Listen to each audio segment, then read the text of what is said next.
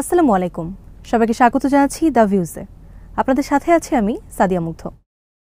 1947 সালের ভারত বিভাজন কেবল একটি ভৌগোলিক ঘটনা ছিল না, এটি ছিল দক্ষিণ এশিয়ার মুসলমানদের রাজনৈতিক, সাংস্কৃতিক ও ধর্মীয় অস্তিত্ব রক্ষার সংগ্রামের চূড়ান্ত ফলাফল।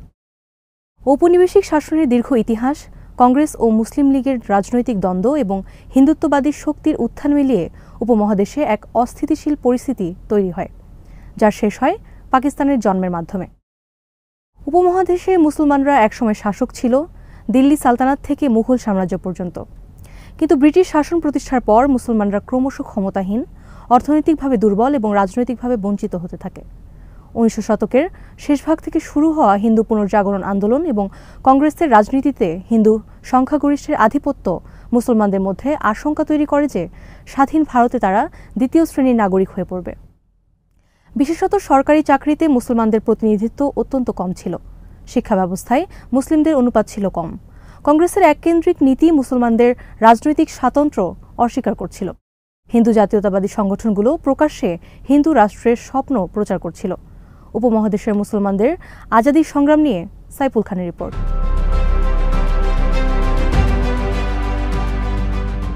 কায়েদে আজম মোহাম্মদ আলী জিন্নাহ শুরুর দিকে হিন্দু মুসলিম ঐক্যের প্রবল সমর্থক ছিলেন। 1916 সালে লখনৌ চুক্তির তিনি অন্যতম স্থপতি।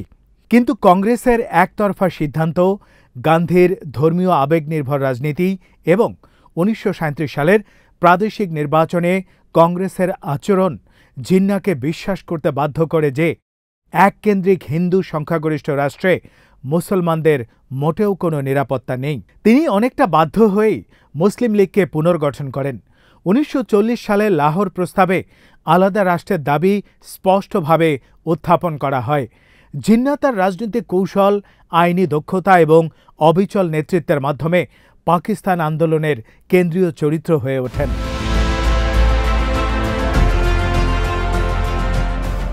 পাকিস্তানের স্বপ্নদ্রষ্টা আল্লামা মোহাম্মদ ইকবাল রহমতুল্লাহ আলাইহি ছিলেন একজন দার্শনিক, কবি ও চিন্তাবিদ। তিনি 1930 সালের আলাহাবাদ ভাষণে প্রথম স্পষ্টভাবে উত্তর পশ্চিম ভারতের মুসলিম সংখ্যাগরিষ্ঠ প্রদেশগুলোকে একত্র করে একটি স্বতন্ত্র মুসলিম রাষ্ট্র গঠনের ধারণা দেন। তার যুক্তি ছিল, ইসলাম শুধু ধর্ম নয়, একটি পূর্ণাঙ্গ সভ্যতা ও জীবন ব্যবস্থা। মুসলমানদের রাজনৈতিক স্বাধীনতা ছাড়া তাদের সংস্কৃতি ও ধর্মীয় মূল্যবোধ টিকে থাকবে না। এছাড়া স্বাধীন মুসলিম রাষ্ট্র বিশ্ব মুসলিম ঐক্যের একটি কেন্দ্র হয়ে উঠতে পারে। চৌধুরী রহমত আলী 1933 সালে কেমব্রিজে পড়াকালীন তার পুস্তিকা নাও অর নেভারে প্রথম পাকিস্তান শব্দটি ব্যবহার করেন। তিনি পাকিস্তানকে পাঞ্জাব, আফগানিয়া, কাশ্মীর, সিন্ধ এবং বালুচিস্তানের সমন্বয়ে গঠিত একটি মুসলিম রাষ্ট্র হিসেবে কল্পনা করেছিলেন। যদিও তার প্রস্তাব তখন মূলধারায় গৃহীত হয়নি, কিন্তু পাকিস্তান নামটি জনগণের মধ্যে গভীরভাবে ছড়িয়ে পড়ে।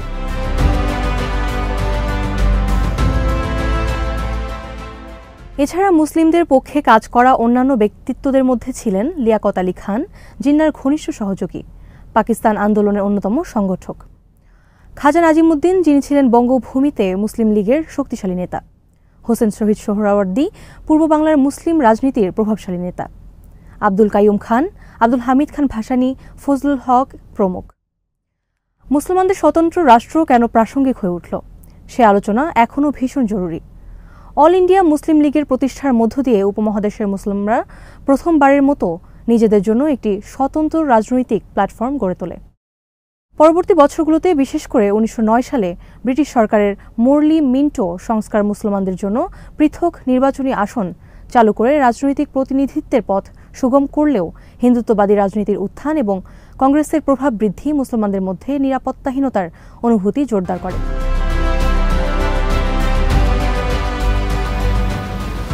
1920-এর দশকে হিন্দুদের শুদ্ধি সংগঠন, গোরক্ষা আন্দোলন, ভাষা ও লিপি পরিবর্তনের প্রচেষ্টা এবং বারবার সংঘটিত শহর বাজার ভিত্তিক দাঙ্গা মুসলিম জনগোষ্ঠীর সাংস্কৃতিক ও ধর্মীয় নিরাপত্তাকে প্রশ্নবিদ্ধ করে তোলে। 1937 সালে প্রাদেশিক নির্বাচনে কংগ্রেসের একক সংখ্যাগরিষ্ঠতা এবং মুসলিম লীগকে ক্ষমতার অংশ না করায় মুসলমানদের রাজনৈতিক প্রান্তিকতা প্রকট হয়ে ওঠে।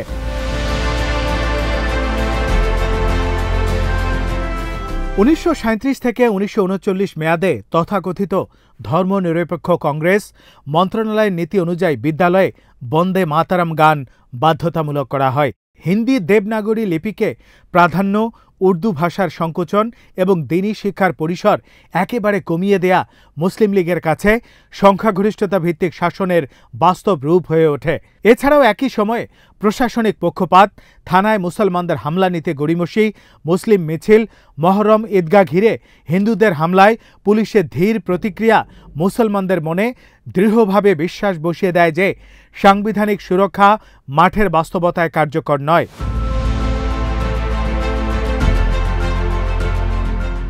23 মার্চ 1940 সালে লাহোর প্রস্তাবে মুসলিম সংখ্যাগরিষ্ঠ প্রদেশগুলো নিয়ে স্বাধীন রাষ্ট্রের দাবি আনুষ্ঠানিকভাবে ঘোষিত হলেও পাকিস্তান ধারণা তখনও ছিল রাজনৈতিক আলোচনার বিষয়। কিন্তু 1946-47 সালের হিন্দু সহিংস ঘটনাগুলোর এই দাবিকে মুসলিম অস্তিত্ব রক্ষার আন্দোলনে রূপ দেয়। 1946 সালের আগস্টে গ্রেট ক্যালকাটা কিলিং কয়েকদিনে হাজারো মুসলিম নারী, শিশু, বৃদ্ধ, যুবকের প্রাণ কেড়ে নেয় এবং নগর প্রশাসনের পূর্ণাঙ্গ অক্ষমতা প্রকাশ পায়। অক্টোবর মাসে নোয়াখালীর গ্রামাঞ্চলে মুসলমানদের উপর হামলা, লুটপাট, মসজিদ, বাড়িঘর ধ্বংস পূর্ব বাংলার সাম্প্রদায়িক ভারসাম্য নষ্ট করে। একই মাসে বিহারে মুসলমানদের উপর ব্যাপক সহিংসতা ও হত্যাকাণ্ড সংঘটিত হয়, যার ফলে উদ্বাস্তু প্রবাহ গোটা উপমহাদেশে ছড়িয়ে পড়ে।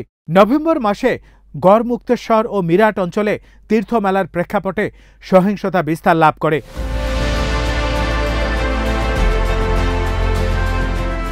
1947 সালের বসন্তে পাঞ্জাব ও রাওয়ালপিন্ডিতে সশস্ত্র মোবিলাইজেশন, পাল্টা সহিংসতা এবং প্রশাসনের নিয়ন্ত্রণ অক্ষমতা পরিস্থিতিকে আরও জটিল করে দেয়। মুসলিমদের উপর এসব ধারাবাহিক দাঙ্গা ও সহিংসতা কেবল তাৎক্ষণিক রক্তপাত নয়, বরং ভবিষ্যৎ ভীতিকে বাস্তবে রূপ দেয়। কংগ্রেস মডেলের ফেডারেল স্বায়ত্তশাসন পরিকল্পনার প্রতি আস্থা ভেঙে পড়ে, কারণ মাঠের অভিজ্ঞতা দেখিয়েছে যে সংখ্যাগরিষ্ঠতা ভিত্তিক একক রাষ্ট্রে মুসলমানরা স্থায়ীভাবে চরম অনিরাপদ থাকবে। ফলে 1945-46 সালে নির্বাচনে মুসলিম লীগ আসনসমূহে ব্যাপক বিজয় অর্জন করে পাকিস্তান দাবির গণসমর্থনের ভিত্তি শক্তিশালী করে।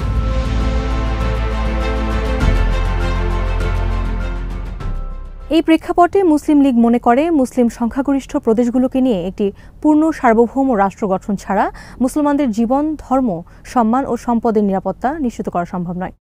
এরই ফলশ্রুতিতে 1947 সালের 14 আগস্ট পাকিস্তানের জন্ম ছিল মুসলমানদের দীর্ঘদিনের রাজনৈতিক সংগ্রাম ও ধারাবাহিক সাম্প্রদায়িক সহিংসতার এক অনিবার্য ঐতিহাসিক পরিণতি।